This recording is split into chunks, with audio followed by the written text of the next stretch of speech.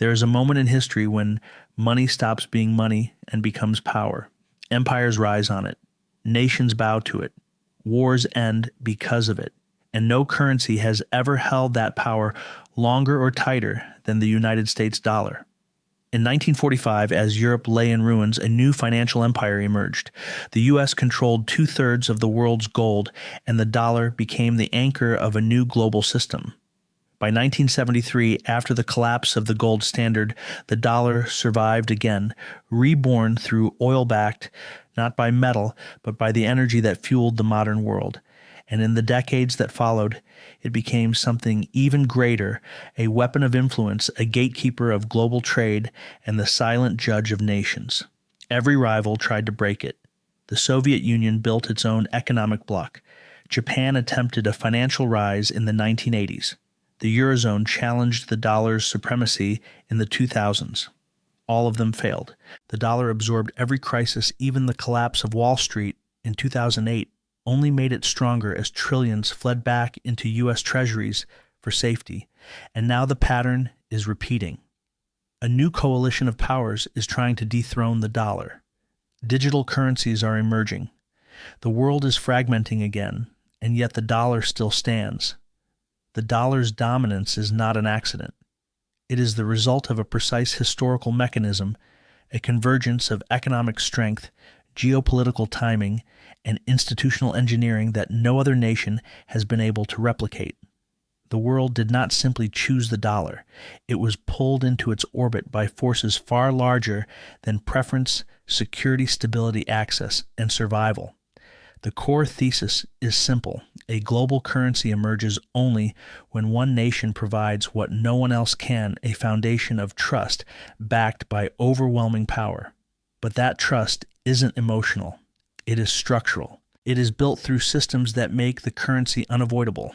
First, the United States built economic gravity. By the end of World War II, it was the world's factory creditor and energy producer. Every nation needed American goods, American credit, or American protection.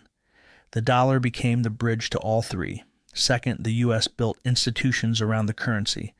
Bretton Woods created the IMF and World Bank not just as financial tools, but as pillars of a new global order.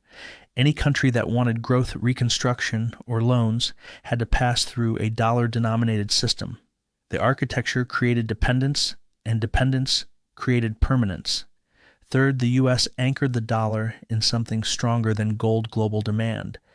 When the gold window closed in 1971, the dollar could have collapsed. Instead, it transformed. Through the petrodollar system, oil, the lifeblood of modern civilization, was priced exclusively in USD. Every country that needed energy now needed dollars first. It was an elegant mechanism. Control the currency that buys the fuel, and you control the engine of the world. Fourth, the U.S. offered what no rival could: deep, liquid, trustworthy financial markets. The Treasury market became the planet's safest vault. Wall Street became the command center of global capital. Even in crisis, especially in crisis, the world ran to the dollar because no alternative could guarantee survival. Finally, the U.S. weaponized the network. SWIFT transfers, sanctions, banking access, sovereign debt ratings, all became tools that reinforced the dollar's centrality. In the 21st century, currency was no longer just money. It was infrastructure, and the U.S. controlled the switches. This is the hidden truth. The dollar's power does not come from America alone. It comes from the world's dependence on the systems America built. No empire in history has managed to align military, financial, and institutional dominance so perfectly for so long. And as long as nations need stability, liquidity, energy, and security, the dollar retains its throne even in an age of rising challengers. History shows a recurring pattern. A global currency emerges only when the previous order collapses. The dollar followed this exact sequence. When Europe tore itself apart in World War I, the British pound, once unquestioned, began to fracture. The United Kingdom sold its gold to finance war, drained its reserves, and watched its empire strain under the weight of conflict. By 1918, the pound remained symbolic, but the economics behind it had already eroded. Into this vacuum stepped the United States. By 1920, America held more gold than any nation in history. Its industries were booming, its creditors expanding, and its financial system modernizing at a pace no other power could match. When the Great Depression struck, the world saw something unexpected, while others collapsed. The U.S. reorganized, rebuilt, and reemerged stronger. The dollar did not just rise, it became inevitable. Picture this. It is 1944. The world is in ruins. Cities are ash currencies broken, and nations are starved for capital. In a quiet resort in Bretton Woods, 44 countries sign an agreement that rewires global finance. They anchor their currencies to the dollar and the dollar to gold. The U.S. becomes the central vault of the planet, the only country able to guarantee stability. Trust is no longer emotional, it is contractual. By 1945, two-thirds of global gold sits in American vaults. No previous empire, not Rome with its denarii, not Britain with its sterling, had ever achieved such concentration of monetary power. And once the world accepted the dollar as the standard, a deeper transformation began. By the time they realized it was too late. Every dominant currency eventually faces a reckoning. For the dollar, it came in 1971. Years of war spending, social programs, and fiscal deficits weakened America's gold reserves. Foreign governments led by France began demanding gold in exchange for their dollars. Confidence shook. The system built in 1944 was breaking. Then came the moment that should have destroyed the dollar. President Richard Nixon closed the gold window on August 15, 1971. The dollar was no longer backed by metal. The world should have abandoned it. But it didn't, because the U.S. executed one of the most strategic financial moves in modern history. In 1973, the United States struck a silent pact. With Saudi Arabia, oil would be priced exclusively in dollars. In return, the U.S. would guarantee the kingdom's security. Soon, every OPEC nation followed. The petrodollar system was born, and with it, a new financial architecture that replaced gold with something more powerful, global necessity. From that moment onward, any nation needing oil, the fuel of industry, transportation, and war, needed dollars first. And the dollars earned by oil exporters returned to the United States in the form of treasury purchases, recycling global wealth back into American debt markets. This mechanism hardened the dollar into something unbreakable, a self-reinforcing loop of demand. Japan used it in the 1980s to finance its economic miracle. China used it in the 1990s and 2000s to build its industrial rise. Europe, Africa, and Latin America had no alternative. The dollar was the bloodstream of energy and trade. Picture this. The currency is no longer backed by gold, but by every barrel of oil burned on the planet. The world runs factories, hum ships, move, and power grids glow only because the dollar enables the flow of fuel. And in that moment, the dollar evolved from a currency into an ecosystem. But the pattern had already begun. By the late 20th century, the dollar was no longer just a medium of exchange, it was a weapon of influence. While the world focused on U.S. military power, a quieter empire grew beneath the surface, an empire of financial infrastructure. The first pillar was Wall Street. In the 1980s and 1990s, U.S. capital markets became the deepest, most liquid, and most stable in history. Pension funds, sovereign wealth funds, corporations, and central banks all poured money into dollar-based assets. The Treasury market became the global safe haven, the place nations fled to when their own systems trembled. The second pillar was the institutional network, the International Monetary Fund, the World Bank, the Federal Reserve's swap lines. These were not merely financial entities. They were mechanisms of alignment. When a country faced crisis, it didn't turn to Moscow, Beijing, or Brussels. It turned to Washington. Loans meant influence. Conditions meant leverage. Access meant obedience. The third pillar was the digital network, SWIFT correspondent banking, global settlement systems. Any bank transferring money across borders relied on U.S.-controlled infrastructure. With a keystroke, the U.S. could isolate a nation, as Iran discovered in 2012, as Russia discovered in 2022. No empire in history had ever wielded such silent, instantaneous force. Picture this: a modern battlefield, with no soldiers, no bombs, no missiles. Just a switch. A nation is disconnected from the global financial bloodstream. Its currency collapses. Its trade freezes. Its reserves evaporate. This is economic warfare, and the United States mastered it.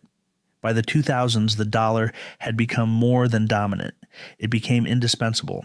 Even when Wall Street collapsed in 2008, the world rushed toward U.S. assets.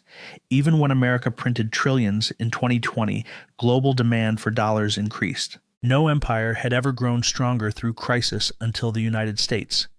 And now rivals rise again, China's Yuan BRICS currency proposals. Digital alternatives, but they face the same three obstacles: insufficient trust, insufficient liquidity, insufficient alignment. In 2025, the world once again stands at a crossroads. The financial order is shifting, alliances are fracturing, and new currencies are emerging with the ambition to challenge the dollar's throne. Yet the pattern remains eerily familiar. Rising powers try to redefine the system while the system quietly pulls them into its gravity. China leads the charge.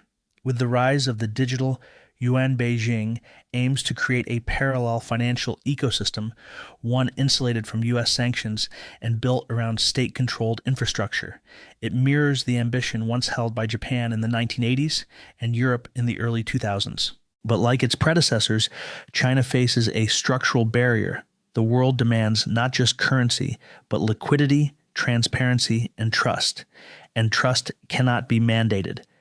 At the same time, the BRICS bloc announces plans for a commodity-backed currency. It promises stability, autonomy, and freedom from U.S. influence. The concept echoes earlier attempts by nations to escape the dollar's reach, from Soviet ruble agreements to Gaddafi's proposed gold dinar. Each effort discovered the same truth: creating a new currency is easy, building an ecosystem is not, and yet we are not living in the past. Technology changes the battlefield. CBDCs, blockchain settlements, and bilateral trade agreements give nations new tools. The world is fragmenting into competing monetary zones, a reversal of the post-World War II consolidation. But as we watch the rise of new challengers, the underlying question remains unchanged. Can any of them provide what the dollar offers: global safety, unified markets, and immediate liquidity? By the time they realize the cost, the pattern may already be locked in.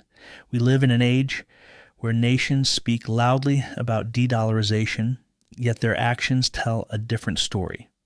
Even in 2025, when oil producers discuss non-dollar trade and global alliances shift, the dollar still dominates more than 80% of international transactions. Not because the world trusts America more, but because the alternatives trust each other less. We see it every day. When markets panic, capital flows to U.S. treasuries. When banks fail, the Federal Reserve becomes the global lender of last resort. When conflict erupts, countries hoard dollars, not digital tokens or regional currencies. Even China, the most vocal critic of U.S. dominance, holds over $1 trillion in U.S. debt. Dependence breeds contradiction. We also see a deeper reality unfolding. The dollar is no longer backed by American strength alone. It is backed by global weakness. No nation wants the U.S. to hold so much power, yet no nation can afford a world without American financial stability. The dollar persists because it is the bridge during collapse, not prosperity. Meanwhile, technology accelerates this paradox. AI-driven trading, globalized financial platforms, and digital banking reinforce the dollar's network effects. The more connected the world becomes, the more centralized its currency remains. Every innovation strengthens the old system instead of replacing it. And so we find ourselves in a contradiction, one that mirrors history's longest cycles. We speak of a multipolar world, yet rely on a unipolar currency. We predict the dollar's fall, yet depend on its rise to survive the storms ahead. History doesn't repeat, it evolves, and we are now walking the same road they once did. In the long arc of history, every empire believes its currency will endure forever. Rome believed it. Britain believed it. And today, America believes it. But the truth is colder. A global currency survives only as long as the world allows it, and as long as the alternatives remain weaker.